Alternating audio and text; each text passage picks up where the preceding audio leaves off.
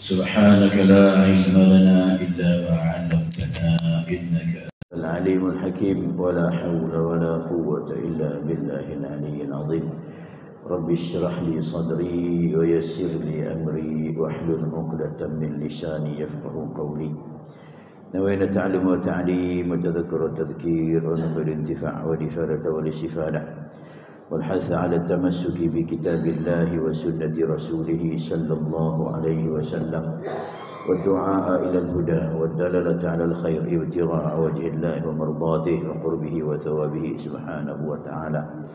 اللهم صل على سيدنا محمد صلاة تجعلنا بها من أهل العلم ظاهرا وباطنا وتحشرنا بعبادك الصالحين في دنيانا وأخرانا وعلى آله وصحبه وبارك وسلم. اللهم يا من مقاليد الأمور كلها بيده وإليه يرجع الأمر كله يا فتاح يا عليم افتح لنا فتحا قريبا يا فتاح يا عليم يا فتاح يا عليم. اللهم اجعل أسرار مشايخنا وبركاتهم وأنوارهم سارية فينا أجمعين برحمتك يا أرحم الراحمين. Simuliakan tuan-tuan imam, pengurusi dan juga ahli jawatan kuasa masjid, tuan-tuan, puan-puan, muslimin-muslimat yang dirahmati Allah. Alhamdulillah, setinggi-tinggi kesyukuran kita panjatkan kehadirat Allah Subhanahu wa taala dapat bertemu lagi pada pagi ini. Pagi ini tuan-tuan kita cuba nak melihat satu tajuk yang sangat penting ya dalam kehidupan kita kaitan dengan takdir. Adakah doa boleh mengubah takdir gitu. So dalam bentuk persoalan gitu. Adakah doa itu boleh mengubah takdir?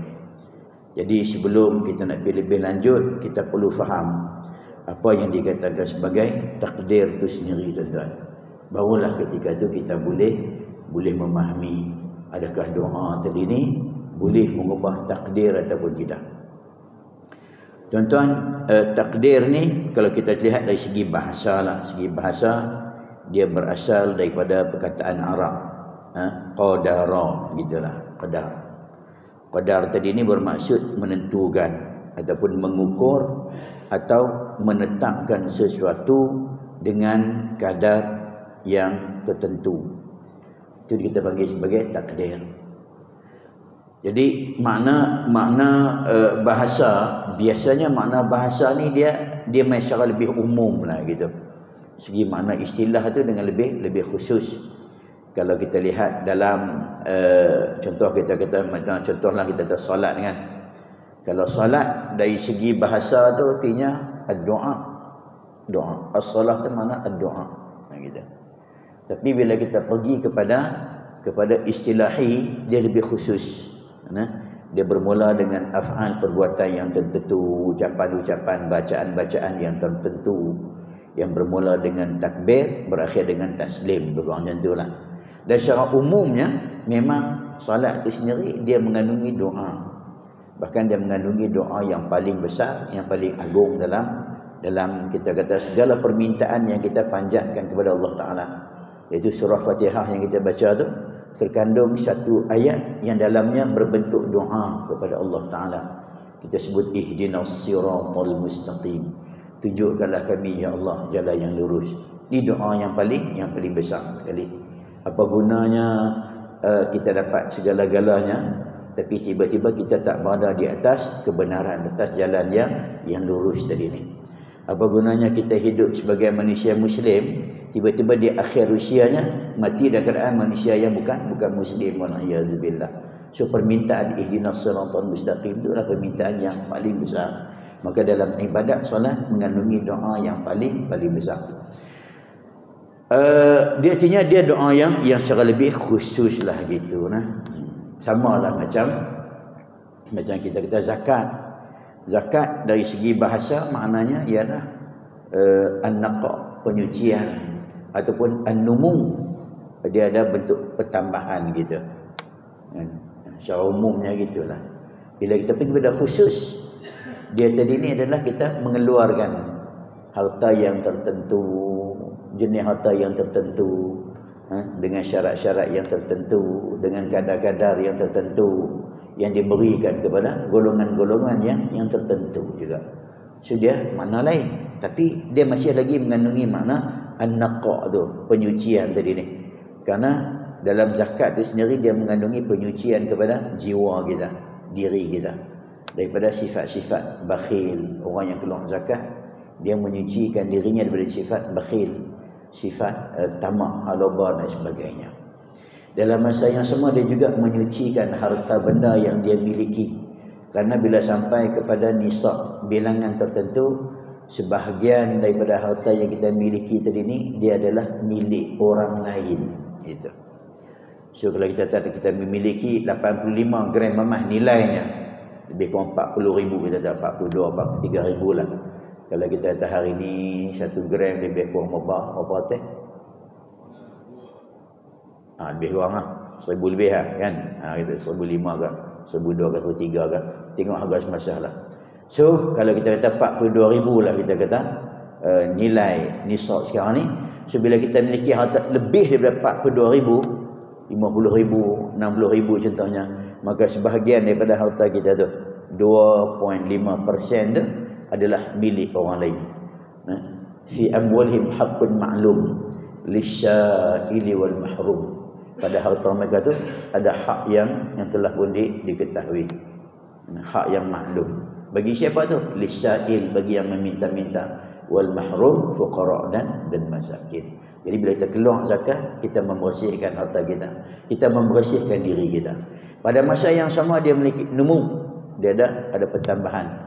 Orang yang keluar zakat, Allah jamin harta dia akan bertambah. So dia memiliki makna yang lebih khusus gitu.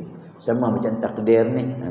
Jadi kalau kita katakan al-qadar tu makna segi bahasa maksudnya menentukan, mengukurkan, menetapkan sesuatu dengan kadar sesuatu gitu.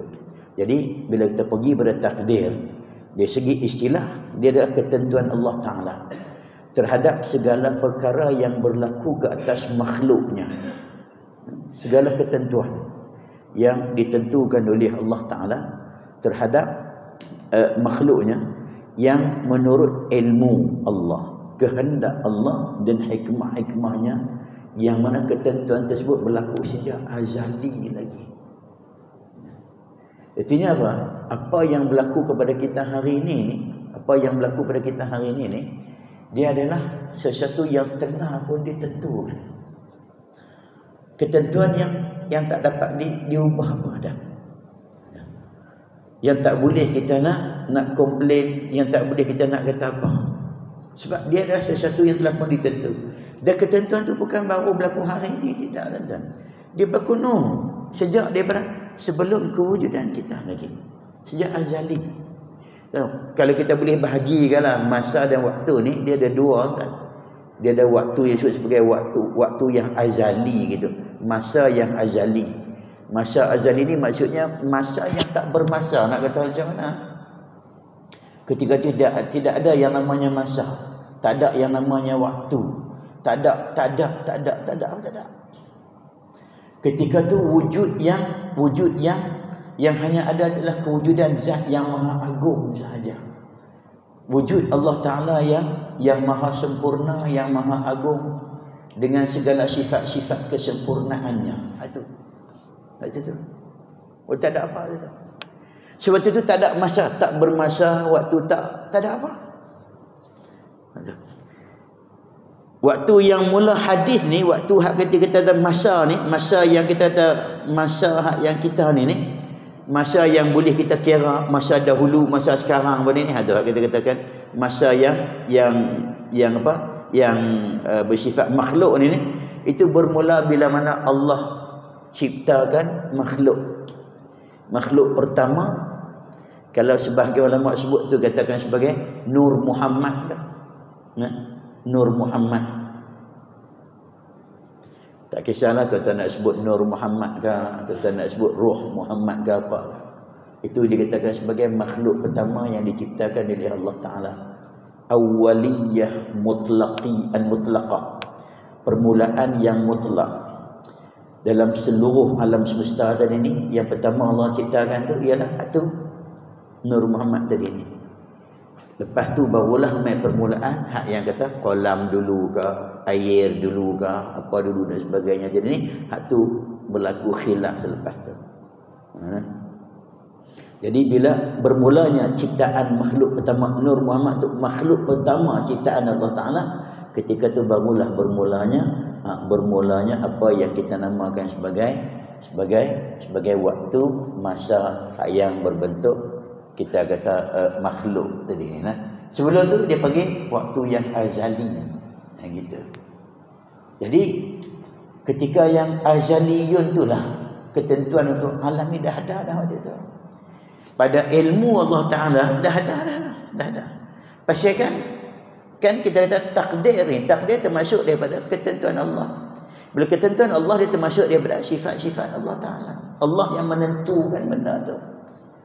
Bila Allah menentukan benda tu, dia ketentuan tu bukan baru berlaku, dah berlaku lama lah. Kalau dia tu sebahagian daripada ilmu Allah Ta'ala, dia semuanya duduk dalam tu dah. Dah ada dah. Pada ilmu Allah Ta'ala dah ada dah yang akan dicipta makhluk, akan dicipta bumi, akan dicipta langit.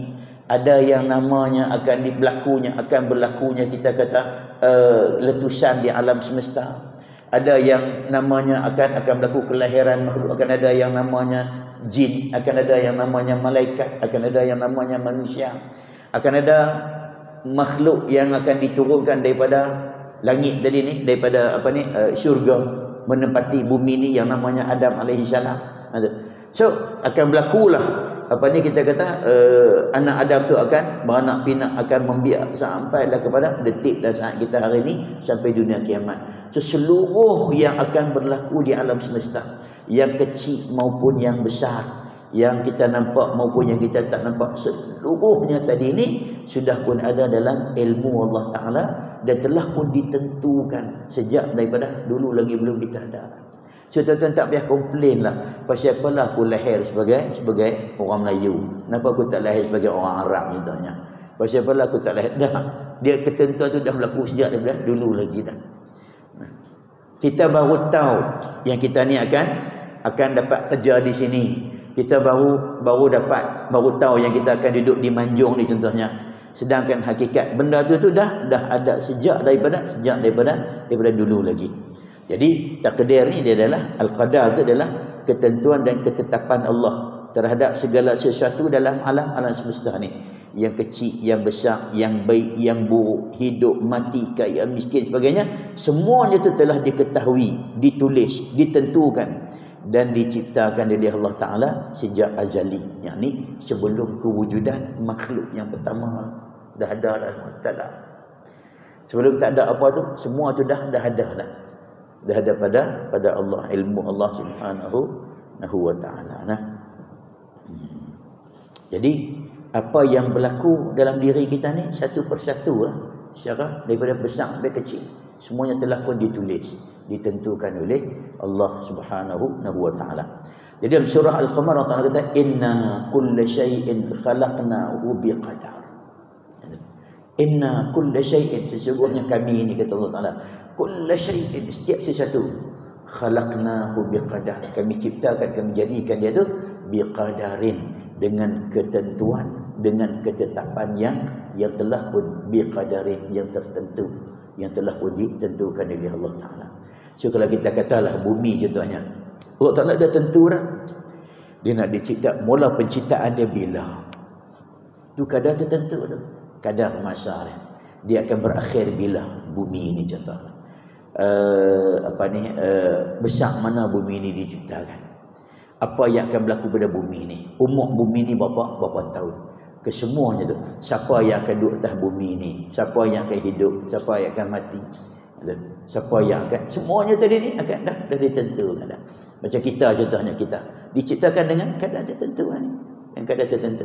Kita sebagai manusia, bila kita akan dilahirkan, bila kita akan mati, berapa banyak rezeki kita, berapa kita punya usia dan umur kita, siapakah jodoh kita, di mana kita akan duduk, kita akan kerja sebagai apa yang akan kita dapat, rezeki kita punya makan minum kita tang mana, di mana, dengan siapa, banyak mana, apa dia kita dapat, apa yang kita akan dapat hidup kita, apa yang kita lalui, semuanya tadi ni telah pun ditentukan oleh Allah Subhanahu wa Ta'ala.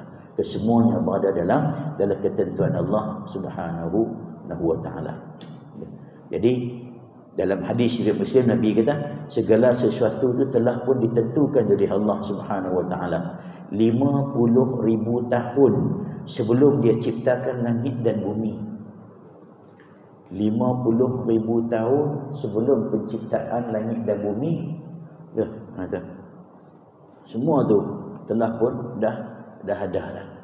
Artinya apa? Kalau kita kata langit dan bumi ni, sebelum ada langit dan bumi, sebelum ada makhluk langit dan bumi ni, semuanya telah pun ditentukan. Artinya kepercayaan kepada takdir, ketentuan Allah Ta'ala ni termasuk salah satu daripada rukun iman yang 6 tu.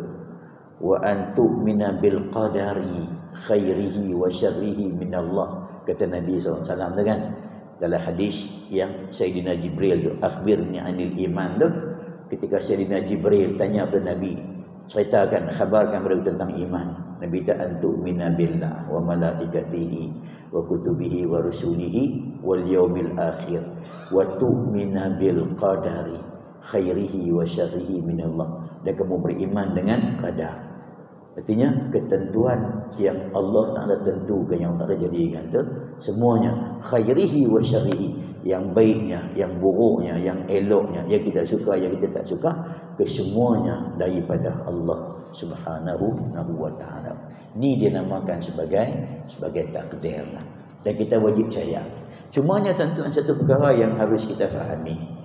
Takdir, ketentuan Allah tadi ni, dia termasuk dalam rahsia dan ilmu, dalam rahsia yang hanya ada pada ilmu Allah Ta'ala sahaja. Dan tak ada siapa pun yang tahu. Kecuali kalau Allah yang nak buka perkara tersebut, ketika tu kita boleh tahu. Contoh, macam perkara yang akan berlaku di akhir zaman. Tanda-tanda akhir zaman. Nabi bagi tahu, kamu nanti ni umat aku akan buka kota Konstantinopel, contohnya Nabi sebut macam tu.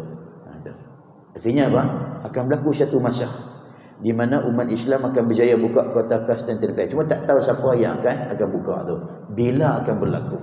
Sampailah datangnya detik dan saat yang Allah tentukan tu, berlakulah pembukaan Fathul Konstantiniyah, pembukaan dan juga penawanan kota Konstantinopel. Berlaku pada sekian-sekian tahun, sekian-sekian hari, dan dibuka oleh tenteranya begini, ketua tenteranya ni dia orang dia gini. Ketentuan tu dah ada. Allah dah tentu dah, dan Allah dah maklum dah kan baginda Nabi sebagai salah satu daripada tanda-tanda akhir zaman tadi ni. Dan Nabi khabarkan kat kita satu-satu. Nabi kata nanti ni akan sampai satu zaman di mana penipuan akan berleluasa. Nabi kata sanawat khadda'ah, penipuan yang berleluasa. Sampai-sampai orang yang benar dikatakan sebagai penipu, orang yang penipu dikatakan sebagai benar. Itu keadaan berlaku pun kita lihat dah berlaku dah hari ini. Banyak sangat dah penipuan sampai kita pun tak tahu nak kata mana satu betul, mana satu yang salah. Tambah pula kita masuk ke zaman yang menakutkan ni. Zaman yang orang boleh buat macam-macam tuan. Dengan kecanggihan teknologi yang ada, dengan kehebatan AI yang ada tadi ni, bukan hanya sekadar boleh digunakan untuk benda-benda yang baik dan elok, bahkan boleh digunakan untuk benda-benda yang tidak baik dan tak elok. So kita akan lihat satu-satu keadaan nanti di mana fitnah tu berleluasa sangat-sangat. Kalau dululah orang buat video ke, buat gambar ke, kita tengok masih boleh cambil. Tengok gambar tu ni nampak sangat tipu ni, gambar palsu, penipuan ni, kita boleh kata macam tu. Tapi sampai sesaat ni mungkin kita pun tak tengok lah betapa halusnya teknologi tadi ni, sehingga kan penipuan tu kita nampak macam betul dah ni, tak nampak sikit pun benda yang tak elok. Kalau kita tengok lah, tak tahulah, mungkin dengan teknologi kecanggihan ilmu yang ada pula ni, dia boleh bezalah mana satu yang betul, mana satu yang tipu. Tapi kita macam kita orang biasa ni, tentu kita tak tahu kan. Kita dapat nak bezakan mana satu yang betul, mana satu yang tak betul. So penipuan akan berlaku dengan keadaan yang sangat dahsyat. Lah pun dah dahsyat dah, akan datang lagi dahsyat yang akan berlaku. Kita akan masuk ke zaman-zaman yang sangat-sangat menakutkan. Dari sudut tu. So hanya iman dan takwa yang boleh menyelamatkan kita. So Nabi yang beritahu lah, kamu akan sampai di zaman mana kamu lihat arak tu berleluasa di mana-mana saja, boleh dapati dengan harga yang sangat murah dia dapati. Kita tak mau minum pun orang hidang depan kita. Dengan alasan majlis ni majlis antarabangsa lah. Tu. Jadi kita jemput mai bukan orang Malaysia, bukan orang Islam saja, semua orang mai digunakan alasan macam mana orang Islam tak boleh minum, tak boleh makan benda yang haram, orang Islam juga kena menghormati orang bukan Islam yang nak minum arak. Digunakan alasan macam tu. Dihedangkan dia mata-mata tempat. Nak kata apa kita? Hak Nabi kata tu dah berlaku dah. Dah berlaku dah. Sebelum ni pun dah berlaku banyak dah. Supaya tak tahu dah. Kita pergi masuk kedai RM2 boleh boleh tengok. Harga RM2 dah boleh dapat. Dah satu tin dah. Takkan nak mabuk-mabuk nak gelong-gelong tu. Bila-bila masa pun boleh. So Nabi beritahu satu persatu. Benda yang telah pun berlaku. Benda yang sedang berlaku. Dan benda yang lagi akan datang nanti ni akan berlaku. Kita tunggu satu persatu benda tu akan berlaku. Jadi dia ketentuan Allah Ta'ala. Cuma kadang-kadang ada yang Allah Ta'ala buka pada orang tertentu. Dia buka pada Nabi-Nabi dan Rasul dengan jalan mu'jizah. Maka kadang-kadang dibuka kepada para orang-orang yang saleh, auliya illahi salihin, sebagai satu karamah rahsia Allah Ta'ala. Allah Ta'ala nak buka ada orang tertentu, itu terpulang Allah Ta'ala. Bahkan ada yang Allah Ta'ala diamkan. Allah Ta'ala tak bagi tahu kepada sesiapa pun. Dia rahsiakan sampai terus menerus, sampai Nabi pun tak tahu, malaikat pun tak tahu. Itu yang ketika Jibril tanya kepada Nabi Muhammad sallallahu alaihi wasallam, akhbirni anis sa'ah, beritahu kat aku bilakah akan berlakunya hari kiamat. Itu juga termasuk takdir Allah Ta'ala, ketentuan Allah. Bila akan berlaku kiamat? Nabi kata mal mas'ulu anha bi'a'lama minasail. Orang yang ditanya pun tak tahu. Tidaklah orang yang ditanya itu lebih mengetahui daripada orang yang bertanya. Maksudnya hang pun tak tahu, aku pun tak tahu. Kita sama-sama tak tahu. Jadi ilmu tentang bila berlaku sa'ah ni Allah tutup rapat-rapat. Tutup sungguh-sungguh sehingga tidak ada siapa pun yang mengetahui. Hatta nabiyyun mursal wala malakun muqarrab. Nabi yang diutuskan ataupun malaikat-malaikat pada tahu. Kalau ada makhluk yang tahu, tentulah benda tu akan diketahui oleh Nabi kita Muhammad sallallahu alaihi wasallam. Tapi Nabi pun tak mengetahui. Tapi lain benda tu boleh? Ya, boleh. Kalau Allah nak bagi tahu tu termasuk daripada perkara ni. Contoh macam kita tahu kematian seorang, boleh tak? Boleh. Sebab tak boleh lah. Kan Nabi duduk kabak, Nabi beritahu lah kan. Ketika peperangan Peperangan Mu'tah lah. Hak 3 orang panglima perang tu. Nabi kata yang pegang panji-panji ni kata Zaid bin Harithah. Betul tak nama saya sebut tu? Sayyidina Zaid bin Harithah. Kalau Zaid mati dipegang oleh Ja'far At-Tayyar. Nabi sebut Ja'far bin Abi Talib. Kalau Ja'far mati dipegang yang 3 tu. Satu Nabi sebut. Ketika berlaku peristiwa tu Nabi macam dibuka depan Nabi tu. Nabi kata ketika ni gugur dah, syahid dah panglima perang kita yang pertama. Nabi beritahu. Semua tu gugur. Hak Nabi sebut kalau satu gugur. Last sekali naiklah Sayyidina Khalid Al-Walid sebagai panglima, dia harap dia juga gugur. Tiba-tiba dia tak gugur sampai kesudah dia berjaya membawa tentera Islam kepada kemenangan tadi ni. So benda tu Nabi beritahu, ya Nabi boleh beritahu dan sebagainya. Jadi ni kesemuanya termasuk dalam takdir Allah Ta'ala. Artinya apa? Setiap yang berlaku di diri kita ni, setiap saat ni diri kita ni, di bawah diri kita, belum orang lain, belum kawan tu, belum kawan ni, belum makhluk-makhluk yang lain. Artinya apa? Seluruh alam semesta tuan-tuan, yang besar sebesar alam tadi ni, sampailah sehalus-halus makhluk, semuanya ketentuan tu berlaku dengan ketentuan daripada semua yang berlaku tadi ni adalah ditentukan oleh Allah Subhanahu Wa Taala. So tuan-tuan boleh kalau kita nak kata boleh bayangkan, boleh gambarkan, boleh letak dalam kepala, cuba fikir tengok betapa agungnya ilmu Allah Ta'ala, betapa luasnya ilmu Allah Ta'ala, betapa maha berkuasanya Allah Ta'ala. Seluruh alam semesta, bukan bumi bukan kita saja, seluruh alam semesta yang sebesar-besar alam ni yang mengandungi segala makhluk. Tuan-tuan kan sebesar-besar alam sampai sehalus-halus, sekecil-kecil debu yang berterbangan di atas angin tadi ni yang kita tak nampak, tak dapat lihat dengan mata kepala ni. Kesemuanya berlaku dengan ketentuan daripada Allah Subhanahu Wa Taala. Dan setiap sesuatu semuanya tadi ni tak lari daripada kehendak Allah, kekuasaan Allah, dan semuanya berada di dalam ilmu Allah Subhanahu Wa Taala. Maha agung Allah Subhanahu Wa Taala. So kalau kita dah faham takdir ni, setiap semua yang berlaku, semuanya berlaku dengan ketentuan yang telah ditentukan. So kita pergi kepada step yang kedua. Takdir ni tuan-tuan ulama sebut dibahagi pada dua. Satu dia panggil takdir yang mubram. Yang kedua takdir yang muallaq. Mubram tu maksudnya sesuatu yang tak boleh berubah dah. Dia tak boleh berubah dah. Takdir mubram, takdir yang tak akan berubah. Ya? Contoh macam laki perempuan dengan ajal maut, itu dia tak berubah tu. Allah Ta'ala tentu dah kematian, atau tentu dah keluar mai sebagai laki ke perempuan dah, itu dia tak akan berubah. Contoh macam tu lah. Yang kedua dia panggil takdir yang muallaq. Takdir yang muallaq ni ketentuan yang Allah Ta'ala kaitkan dia dengan sesuatu. Dia boleh berubah, boleh berubah. Maksudnya ketentuan tu belum lagi pasti. Gitu. Tak pasti lagi. Bukan di sisi orang tak pasti. Tak pasti tu pada kita tu. Pada Allah Ta'ala semuanya dah tentu dah. Tak ada satu pun yang tak berubah. Pada Allah Ta'ala tu semuanya dah pasti. Semuanya dah tentu kan. Tak ada satu pun yang akan berubah. Tak ada. Yang tak pasti ni pada ketentuan kita ni saja. Contoh kita buat contoh. Pernah berlaku kan di zaman Nabi Allah Ibrahim alaihi salam. Ketika Nabi Allah Ibrahim alaihi salam tadi ni, satu hari dia ditangi tetamu. Tetamu tu minta dekat dia, kata dekat dia, wahai Nabi Allah Ibrahim, nak jemput hang mai kenuri aku nak kahwin. Itu lebih kurang. Jadi lelaki tu pun balik habis jemput Nabi Ibrahim, minta datang kenuri kahwin dia. Tak apa. Tiba-tiba ada malaikat mai dia tu.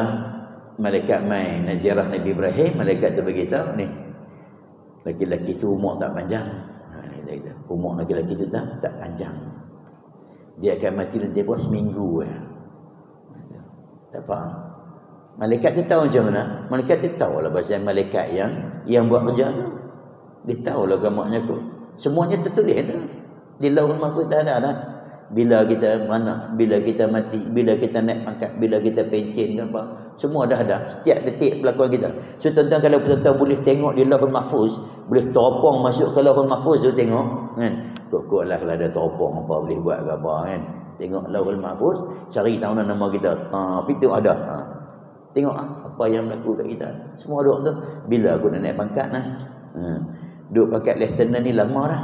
Contohlah kan, bila nak naik atas lagi. Tu tengok ada. Tahun 2027 2 tahun lagi. Okey ada, dia ada. Semua tertulis dah di sana lah. Jadi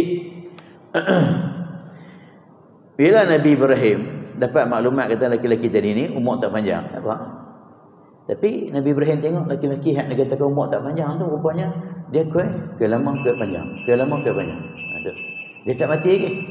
Hak malaikat kata nak mati lebih kurang dari seminggu tu, tiba-tiba hidup elok, kahwin elok, dapat anak, beranak, sampailah bertahun-tahun pula. Satu hari malaikat yang semua main ziarah Nabi Ibrahim. Nabi kata ni, itu hang bagi tahu, kata dia tu nak mati seminggu lah. Ni aku tengok habis bertahun-tahun habis beranak pinak lah, ni apa cerita? Oh, dia kata. Dia lepas dia keluar daripada rumah Tuhan, dia pergi hubung silaturahim dengan ahli keluarga yang terputus sejak lama dulu. Adik-beradik hak putui, hak yang tak panggil, hak berkelahi pada tadi ni, dia pergi panggil, maka kenuri, dia pergi jumpa mereka, hubung balik silaturahim putih tadi ni. Maka dengan sebab itulah Allah Ta'ala panjangkan usia dia tadi sampai yang Tuhan tengok hari ini lah. Kan Nabi sebut dalam hadis, man sarrahu ay yubsata lahu fi rizqihi wa yunsa'a lahu fi atharihi falyasil rahimahu atau kama qala. Barang siapa yang suka, dia nak kalau Allah buka luaskan baginya rezekinya, yubsata lahu fi rizqihi, dibuka diluaskan rezekinya, au yunsa'a lahu fi atharihi, ataupun diperpanjangkan umur dia, usia dia, falyasil rahimah, maka hubungkanlah silaturahim. Nabi sebut. Maka silaturahim ni termasuk daripada sesuatu yang boleh memperpanjangkan usia, boleh untuk nak menjadikan rezeki kita tu, hak orang kata rezeki apa?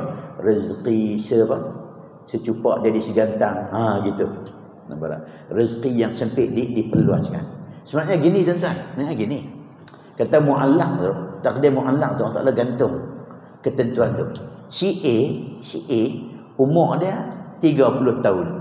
30 tahun. Yang kedua 50 tahun. Si A ni umur dia 30 tahun, yang kedua kata 80 tahun.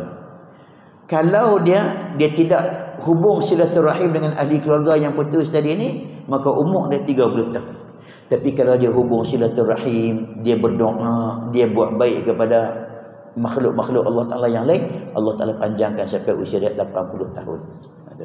Maka si A tadi ni, dia jadi orang yang keras hati, yang jahat, yang putus silaturahim dan sebagainya, maka umur dia 30 tahun sampai 30 tahun mati. Tapi kalaulah kita kata dia berdoa minta, ya Allah panjangkanlah usia aku, ya Allah bagilah padaku rezeki yang dimurahkan, ya Allah jadikanlah aku gini-gini sebagainya, maka dengan sebab dia buat baik, dia hubung silaturahim, dia berdoa, Allah Ta'ala panjangkan usia 80 tahun. Jadi hak yang 80 tahun ni Allah Ta'ala tahu. Pada hakikat Allah Ta'ala mengetahui yang si hamba tadi ni akan jadi macam ni, akan buat macam ni, akan memilih. Sebab tu saya kata mu'allaq ni pada kita sahaja. Itu pun kita tak tahu juga tentang kita pun tak tahu. Allah Ta'ala tentukan usia kita ni banyak mana, 40 tahun ke, 80 tahun ke, 60 tahun ke, 90 tahun ke, kita pun tak tahu. Cuma kita boleh berdoa, ya Allah panjangkanlah usiaku dengan ketaatan, ya Allah murahkanlah rezeki, bukakanlah pintu-pintu rezeki. Hakikatnya kita pun tak tahu. Boleh berubah tak? Ya. Pada takdir yang mu'allaq, yang digantung tu, yang dikaitkan. Kalau si hamba tadi berdoa, Allah Ta'ala akan jadikan rezekinya murah. Kalau Allah Ta'ala kalau dia kait dia hubung silaturahim, Allah Ta'ala akan panjangkan usianya. Kalau dia buat kebajikan, Allah Ta'ala akan ni. Kalau dia berikhtiar dosa, Allah Ta'ala akan beri pada gini-gini contohnya. Itu hak jenis-jenis macam tu yang Allah Ta'ala akan dikatakan boleh berubah. Itu pun pada kita, saya kata pada hakikat di sisi Allah Ta'ala, Allah Ta'ala dah mengetahui dah yang si hamba tadi ni akan hubung silaturahim. So pada Allah Ta'ala memang tak ada dah. Memang dah tentu dah usia dia tu 80. Habis dah 80 dah. Sebab apa? Sebab si hamba tadi ni dia akan pilih untuk menghubungkan silaturahim. Bahkan tuan-tuan, usaha kita, doa kita, ikhtiar kita, kebaikan kita buat yang boleh memperpanjangkan usia, yang boleh memperbanyakkan rezeki itu pun sendiri termasuk di dalam takdir, dalam kita tahu dalam lingkaran takdir dan ketentuan Allah Ta'ala. Kita yang boleh berdoa kat tengah doa, siapa yang tentukan tu? Allah yang tentukan. Tuan-tuan yang boleh bangun tahajud tadi malam, bangun tahajud pukul 4.30 dah bangun dah. Syawal 4.30 bangun sembahyang tahajud, angkat tangan, ya Allah. Lama dah kahwin ni, ya Allah 10 tahun dah kahwin tak ada anak, ya Allah berilah rezeki anak. Rabbi la tazalni fardan wa anta khairul warithin. Rayu doa ke Allah Ta'ala. Siapa yang tentukan kita nak angkat tangan tu? Allah yang dah tentukan. Jadi usaha kita, apa yang kita namakan sebagai usaha ke, ikhtiar ke, doa dan sebagainya tu, kesemuanya tadi ni dia termasuk di dalam lingkungan dan lingkaran takdir, dan tak terlepas daripada ilmu Allah, ketentuan Allah, dan sesuatu yang Allah Ta'ala juga telah pun menentu dan mengetahuinya tadi ni. Jadi setiap yang kita usahakan, setiap yang kita lakukan, doa yang kita panjangkan tu, semuanya masih lagi duduk dalam ketentuan Allah. Jadi semuanya tak terlepas daripada takdir Allah Subhanahu Wa Ta'ala. Kita berdoa ke, kita tak berdoa ke, itu duduk dalam tu juga. Jadi sebab tu saya kata pada ilmu Allah Ta'ala, dia tak ada satu pun yang berubah. Yang berubah ni pada kita, ya. Segi perbahasan kita saja, kita bahagi kita dan sebagainya. Ini satu pandangan ulama, satu pandangan ulama. Sebagian ulama kata dah memang tak berubah. Tak ada yang namanya mu'allaq ke mu'allaq, semuanya tak ada. Tak ada yang berubah dah. Kalau tak tentu banyak tu tak berubah dah. Cuma yang berubah tadi dari sudut keberkatan tu. Kalau Allah Ta'ala tentu dah umur dia 40 tu lah. Nak berubah apa lagi dah? Memang tak berubah lah. Cuma yang boleh berubah tahu mana? Dari segi keberkatan ilmu, keberkatan usia tu. Walaupun usia dia 40 tahun, tapi dia punya keberkatan hidup dia jadi ni melebihi macam orang umur 200 300 tahun. Gitu. Kata Imam Syafi'i lahir tahun 150, wafat tahun 204. 204 ah? 50 wafat tahun 204 kan? Tidak tak, 204 lah. So, jadi umur Imam Syafi'i berapa? 54 tahun tuan. 54 tahun muda? Ya, masih muda. Kita 54 tahun masih boleh minggong tuan. 54 tahun masih boleh masuk maraton. Boleh masuk apa kayuh geret lagi, kuat lagi kayuh basikal. 50 tahun masih boleh terjun apa ni nak buat apa ni acara-acara ekstrim ni, boleh panjat bukit 300 dia panjat ke. Mudah lagi lah Imam Syafi'i 50 tahun. Tapi hayat Imam Syafi'i berapa tahun tuan? Keberkatan usia dia tadi ni. Sampai sekarang kita masih memakai dengan ilmu beliau, dengan fatwa beliau, dengan ijtihad beliau, dengan apa yang telah beliau tinggalkan kepada ummah ni. Jadi ilmu dia tu seolah macam sepanjang masa tu ada. Imam Nawawi umur dia berapa? Saya 46 tahun ya kot.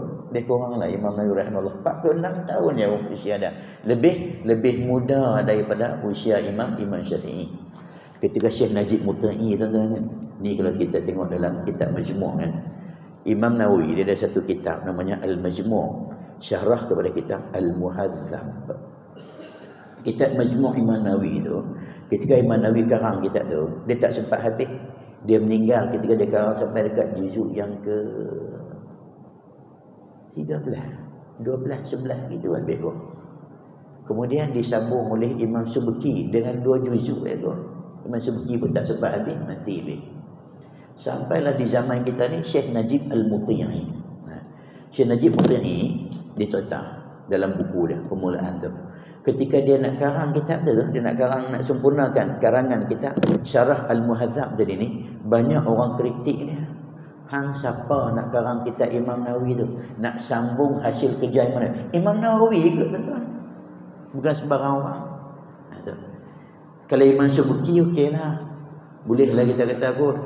Paling tidak pun hampir-hampirlah dekat dengan Imam Nawawi. Hang Mut'i, Najib Mut'i hang siapa? Duduk tadi. Syekh Najib Mut'i kata, aku pun tak mahu dia kata, aku tahu. Aku sedang diri aku ni siapa. Tapi Imam Nawawi mai kat aku 2-3 kali. Mai dalam mimpi dia. Mai duk suruh dia karang sempurnakan kitab Al-Majmu' Syarah Al-Muhadzab tadi ni. Kalau dia dah mai 2-3 kali kau nak ditolak ke tak boleh dia kata. Akhirnya dia buat istikharah dan sebagainya dan dia pun buat mula kerja tadi ni. Sampai sempurna 20 jilid kitab Al-Majmu' tu. Campur Imam Nawawi awal, campur dengan Subki sikit 2 juzuk, campur dengan Najib Mut'i, jadi habis semua lebih kurang dalam 20 jilid. Jadi dia cerita ketika dia karang kitab tu, kalaulah waktu dia karang tadi ni tak kena dengan manhaj, metod yang Imam Nawawi buat tu dalam kitab tadi ni, malam tadi dia akan mimpi ya. Imam Nawawi mai dengan muka yang Imam Nawawi ni muda kan? Umur 46 tahun waktu mati kita kata. Syekh Najib Mut'i berapa? Tua lah, umur 70 80 lebih lah saya ingat. Waktu dia karang kitab tu lebih kurang tu lah. Dia tua lagi, dia tua lah. Kan tua lagi daripada Imam Nawawi. Jadi takkanlah Imam Nawawi orang muda nak marah orang tua kan? Tak boleh lah. Tak ada adab pula. Jadi Imam Nawawi dalam mimpi tu kata Syekh Najib Mut'i, kalau Imam Nawawi tak puas hati dengan cara dia buat kerja buat dia tu dalam kitab dia karang tu, pasti kerja tu saya kerja Imam Nawawi. Maka dia main dalam mimpi tu, muka nampak tak puas hati. Tahulah muka tak puas hati macam mana, tengok muka dia nampak tak ceria, nampak tak seronok dan sebagainya. Syekh Najib tahu ada tak kena ni. Esok pagi cek balik tengok tak mana tak kena ni. Tulisan dia tak mana yang agak-agak tak betul ke apa ke. Ini tak kena dengan manhaj, metod Imam Nawawi dan sebagainya. Dia betul balik. Betul sebagainya. Sekejap malam mai pula nampak senyum lain dah. Ceria muka dia tu. Tu. Artinya apa? Imam Nawawi masih jaga adab dengan orang lebih tua tu daripada umur dia tu. Hatta dalam mimpi sekalipun. Yang kita tahu dah, nak cerita Imam Nawawi tadi ni, walaupun umur dia 40 tahun lebih, 46 tahun, tapi umur dia, usia dia tu melebihi daripada 40 tahun. Nah, kalau kitab beliau bidang hadis apa yang tak ada, anda sebut yang nama hadis 40 ke, syarah sahih Muslim yang sangat terkenal tu, Riyadhus Salihin, itu semuanya karangan Imam Nawawi, sampai hari ini masih lagi dibaca. Ni yang nak buat di Putrajaya, sama hadis sahih Muslim bila 19 kan? 19 pada 9 kot. Tu yang akan dibuat di Putrajaya 10 macam dulu. Tu sudah buat hadis Bukhari kan? Atau ni buat pula hadis sahih Muslim. Ada 10 hari juga insya-Allah di Putrajaya. Tak ada berjalan dah. Ada 19 ni insya-Allah. 19 ni nah. Gitu. 10 hari akan dibuat di Putrajaya. Di masjid yang sama tu lah. Putrajaya tu. Tu. Apa lagi? Hadis 40. Hadis 40 di mana-mana pun telah pengajian dia ada di seluruh Malaysia kita. Kalau kitab fiqh sebut kitab Minhaj Imam Nawawi. Nah, kitab Al-Idah dalam masalah haji dan umrah. Itu kitab yang terbaik dalam bidang haji dan umrah. Jadi rujukan sampai hari ini. So, dalam bidang apa semuanya ada kitab Imam Nawawi tadi ni. Dia adalah guru yang paling utama di zaman beliau. Jadi tuan-tuan, walaupun usia dia 46 tahun, tapi umur dia tadi ni sangat diberkati sampailah ilmunya berkekalan sampai hari ini. Ulama kita, Syekh Daud Fatani contohnya, Tok Kenali ke, Tok Paluh rahimahumullah. Semuanya kadang-kadang kita tengok umur mereka tu mati dalam 40, 50, 60 tu. Tapi usia keberkatan ilmu mereka, hidup mereka tadi ni sampai melampaui zaman ke zaman kita. Hari ini pun masih lagi orang pakai. Kitab Munyatul Musalli sampai hari ini masih orang mengaji. Kitab Syekh Daud Fatani sampai hari ini kita ambil keberkatan, ambil manfaat. Ucapan kata-kata Tok Paluh sampai hari ini orang tengok, orang perhatikan. Tok Pulau Manis contohnya, sampai hari ini orang belajar kitab beliau tu. Betul kan, yang kitab apa? Syarah Hikam Jawi, betul kan? Itu katanya tu karangan Tok Pulau Manis. Jadi sampai hari ini masih lagi ada kesannya. Jadi yang dimaksudkan dengan takdir berubah tu kata sebagian ulama bukan dari segi angkanya tidak, tapi segi keberkatan. Rezeki mungkin tak bertambah, mungkin banyak tu contohlah. Yang tak tentukan banyak tu lah. Tapi keberkatan rezeki tu bertambah. Dulu rasa sempit, gaji 5,000 rasa sempit. Tapi lah gaji 5,000 rasa banyak pula dah. Rasa lebih. Boleh bagi kat mak ayah dan sebagainya. So tuan-tuan, walau macam mana pun tuan-tuan, walau macam mana pun, yang dikatakan takdir tadi ni, dia ketentuan Allah Ta'ala tentukan bagi kita. Usaha dan doa kita tadi ni pun termasuk dalam takdir Allah Subhanahu wa Ta'ala. Dan takdir itu adalah rahsia Allah Subhanahu wa Ta'ala. Jadi bila kita tahu benda macam tu, kita akan jadi manusia yang sentiasa tidak berputus asa. Sebab kita tak tahu apa yang akan berlaku. Kita tak tahu masa depan kita macam mana, apa yang akan berlaku kat kita satu-satu tadi ni. Maka kita akan berusaha untuk dapat yang terbaik. Kita akan sentiasa berdoa memohon yang paling baik dan elok. Kita akan sentiasa berikhtiar untuk dapatkan yang paling elok dalam diri kita. Maka yang menentukannya adalah Allah Subhanahu wa Ta'ala. So tak perlu kita nak pening kepala, susah-susah nak fikir tentang takdir. Cuma yakin segala sesuatu yang berlaku terhadap diri aku ni semuanya telah pun ditentukan oleh Allah Subhanahu wa Ta'ala. Yang dituntut kepada aku hanyalah untuk berusaha, berikhtiar dan berdoa memohon apa yang aku inginkan buat kebaikan dunia dan akhirat kita. Selebihnya serahlah kepada Allah Subhanahu wa Ta'ala. Yang baik berlaku kita akan terima dengan penuh kesyukuran. Yang tak elok yang berlaku tadi ni berlainan dengan kehendak dan keinginan kita, kita yakin di setiap yang berlaku itu ada hikmah yang tersembunyi. Dan kita yakin semuanya berlaku dengan ketentuan Allah Subhanahu wa Ta'ala. Dan setiap satu tadi ni pasti memiliki hikmah dan memiliki pengajaran yang sangat baik. Cuma yang penting kita tak boleh putus asa, tak boleh berhenti berusaha, dan tidak boleh berhenti berdoa.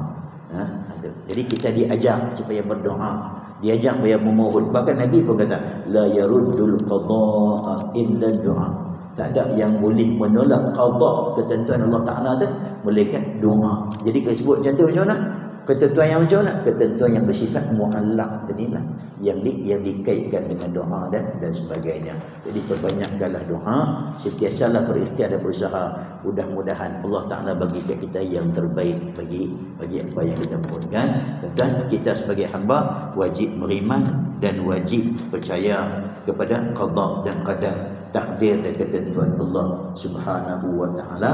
Dan apabila kita ada benda yang macam ni, kita ada keyakinan setiap berlaku tu ketentuan Allah Ta'ala, semuanya tertentukan. So kita takkan timbul rasa kecewa, takkan timbul yang namanya putus asa, takkan timbul yang namanya kita kata nak marah dengan apa yang telah berlaku. Sebab sesuatu tu berlaku dengan ketentuan Allah. Kalau Allah dah tentu, apa hak kita nak marah lagi? Contoh tengah jalan tiba-tiba ada orang langgar kita wal'iyadzubillah, boom, dia langgar kita. Itu berlaku dengan sebab apa tuan? Allah dah tentu kan tuan. Nanti nak nyesal apa lagi dah.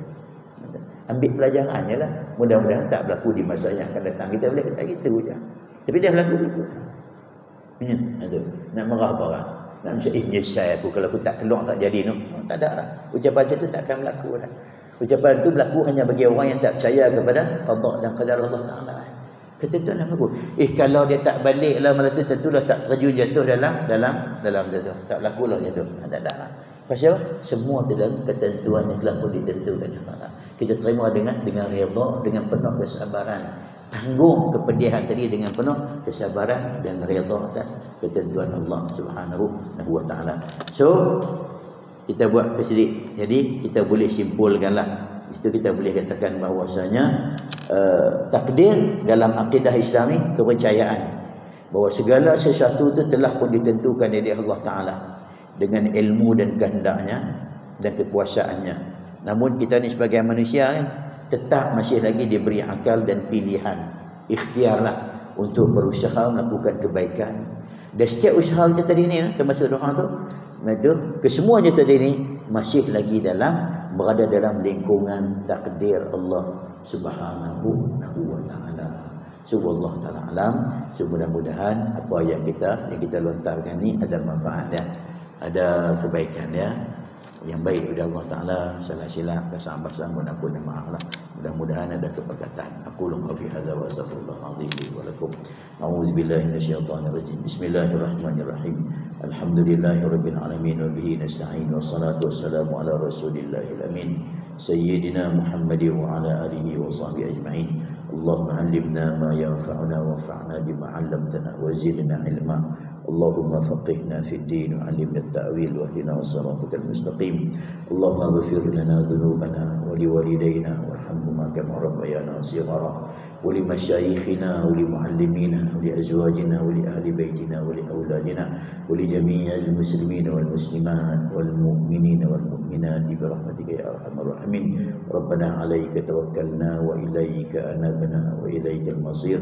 Rabbana atina fid dunya hasanah wa fil akhirati hasanah wa qina adzaban nar. Wa sallallahu wasallam ala sayyidina Muhammadin wa ala alihi wa sahbihi ajma'in. Walhamdulillahi rabbil alamin. Subhanakallahumma bihamdika asyhadu an la ilaha illa anta astaghfiruka wa atubu ilaik. Subhanakallahumma bihamdika asyhadu an la ilaha